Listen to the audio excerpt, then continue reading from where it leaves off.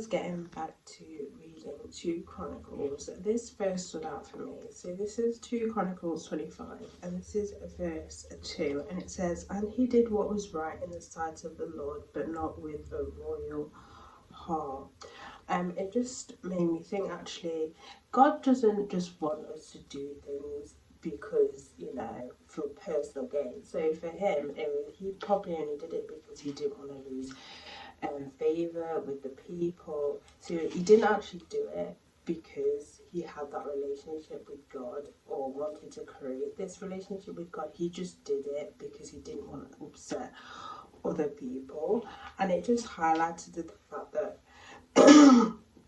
that are we doing things because we want to be in a relationship with God, because we want to please our Father, or are we doing things just because, we don't want to hurt other people?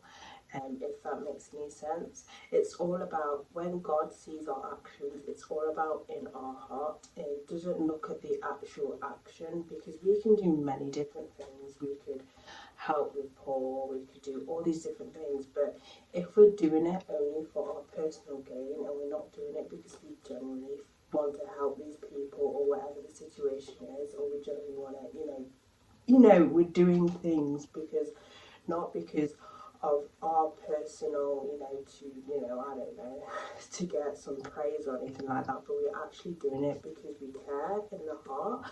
That's what God looks for. He doesn't look at the actions, he actually looks within our heart. So you can do many different things, but if you're doing them for any other reason, then it doesn't count. It doesn't count. He looks in our heart. So when we follow God and we follow the commandments and stuff like that, he's looking in our heart. Like, a good example would be, for example, I was somebody who, before I was a Christian, I thought, well, I'll do good just in case. I know this is a good way. I'll do good just in case, but that is never enough. Doing good things is never enough, and I know it's kind of upsetting, because you can meet many different people that they just do such good things in the community, and they may have a good heart, but they actually don't know Jesus. And that's the one thing, that you need to know Jesus to have everlasting life. Is you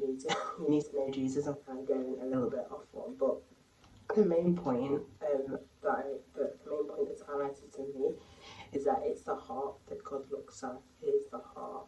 You can't cover what you feel in the heart by doing things, because God can see past that. Many people can't see past what people's true intentions are, which can be frustrating unless the Holy Spirit shows you. But our personal kind of minds can't, we can't really, we may be able to pick out if they're being genuine or not being genuine, but in general, we can never tell someone's true heart. Only God can. So you can do many different things, but God knows completely in your heart. He knows your heart completely. Like, you can do all sorts of things to cover up, but he can see everything that you cannot hide away from him.